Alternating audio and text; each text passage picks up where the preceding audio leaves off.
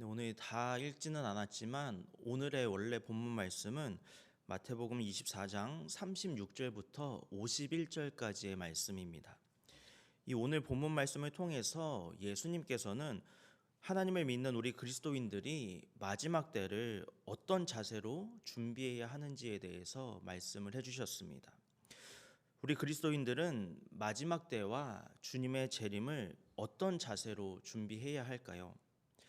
먼저 첫 번째로 우리 그리스도인들은 마지막 때와 주님의 재림을 확신하면서 믿음으로 준비해야 합니다. 예수님께서는 마지막 때와 주님의 재림에 대해서 말씀을 하시면서 노아의 홍수가 있었던 그때 당시의 시대의 특징에 대해서 말씀을 해주셨습니다. 오늘 본문 38절과 39절 말씀입니다. 홍수 전에 노아가 방주에 들어가던 날까지 사람들이 먹고 마시고 장가들고 시집가고 있으면서 홍수가 나서 그들을 다 멸하기까지 깨닫지 못하였으니 인자의 임함도 이와 같으리라. 노아가 방주를 지으면서 사람들에게 이제 곧 하나님께서 홍수로 이 시대를 심판하실 것이라는 그 사실을 알렸습니다. 그 기간이 약 120여 년이나 되었습니다. 그 긴 시간 동안 노아가 사람들에게 하나님의 심판을 말을 했지만 아무도 노아가 말했던 마지막 때, 즉 홍수를 통한 하나님의 심판을 깨닫지도 못했고 받아들이지도 않았고 무시했습니다. 심지어 본문 39절 말씀을 보면 하나님의 홍수가 시작되는 그 순간까지도 사람들은 전혀 깨닫지 못했습니다. 이처럼 사람들은 노아가 전했던 홍수를 믿지 않았기 때문에 하나님의 심판도 준비하지 못했고 그 순간까지도 아주 흥청망청 살았던 것입니다. 성경은 우리에게 마지막 때와 주님의 재림이 반드시 이루어진다고 거듭해서 경고하고 있습니다. 그럼에도 불구하고 이 시대에도 노아 시대의 어리석은 사람들처럼 하나님의 말씀을 무시하는 사람들이 있습니다. 하지만 이와 반대로 마지막 날과 주님의 재림에 대한 성경의 증언을 믿고 준비하는 그런 성도들도 있습니다. 바로 이런 성도들만이 노아와 그의 가족들이 구원받을 수 있었던 것처럼 하나님의 나팔 소리가 울릴 때에 그 이름이 불려지며 마지막 때에 구원받을 수 있습니다. 바라기는 마지막 때와 주님의 재림을 확신하면서 오늘도 믿음으로 그날들을 준비하면서 거룩하게 살아가시는 저와 여러분이 되시기를 바랍니다. 둘째로 우리 그리스도인들은 바른 신앙으로 복음을 믿으면서 마지막 때를 준비해야 합니다. 예수님께서는 마지막 때가 되었을 때에 밭에서 일하던 두 사람이나 맷돌질하는 두 여인이 완전히 다른 대접을 받게 될 것을 비유로 말씀해 주셨습니다. 오늘 본문 40절과 41절 말씀입니다. 그때에 두 사람이 밭에 있음에 한 사람은 데려가고 한 사람은 버려둠을 당할 것이요 두 여자가 맷돌질을 하고 있음에 한 사람은 데려가고 한 사람은 버려둠을 당할 것이니라. 이처럼 예수님께서는 마지막 때와 주님의 재림의 날에는 두 사람 중에 한 사람은 데려가시지만 같이 있던 다른 사람은 부르지도 않고 내버림을 둔다고 말씀하고 계십니다.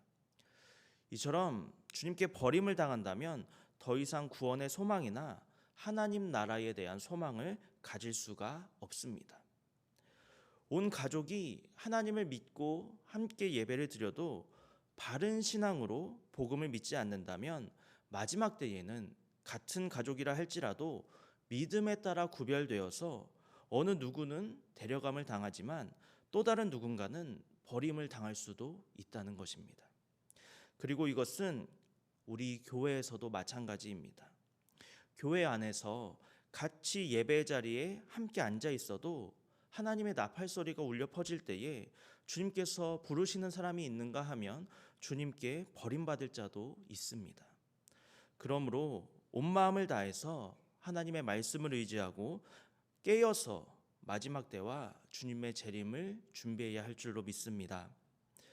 이어서 오늘 본문 42절에서 예수님은 분명히 그날과 그때는 알지 못하니 깨어 있으라 이렇게 우리에게 경고하셨습니다.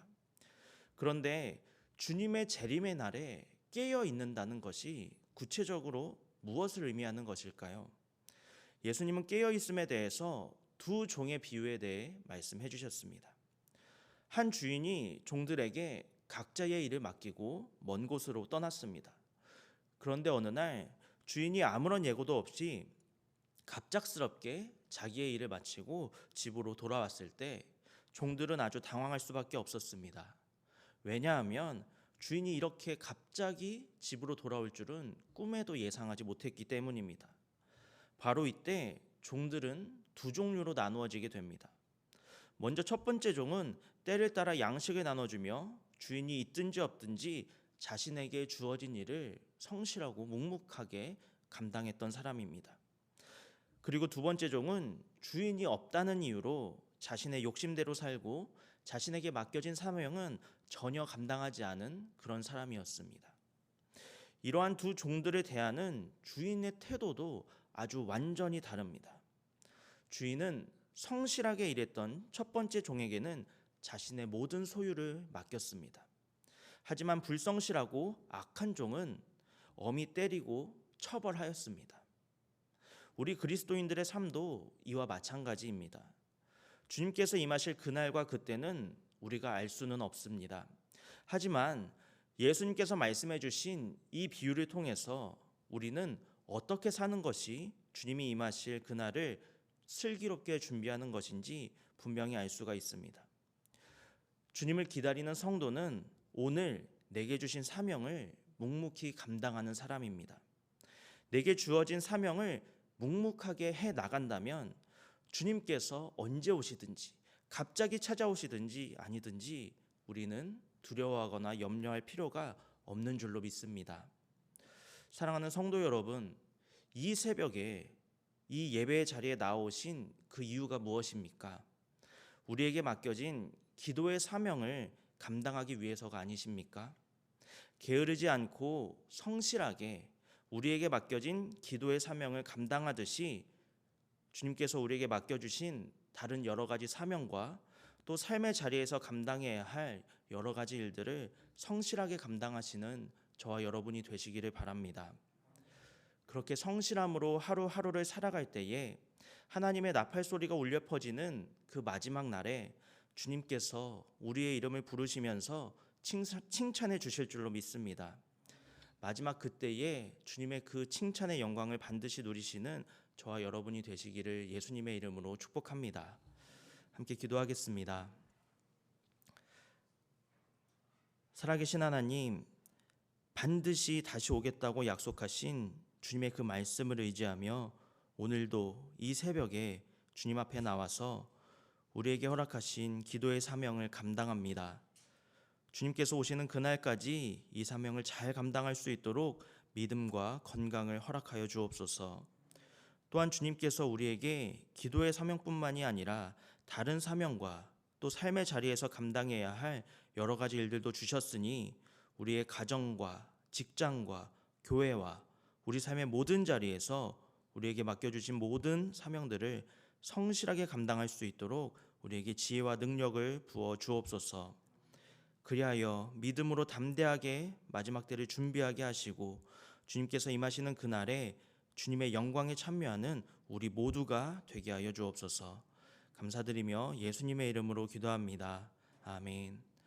하늘에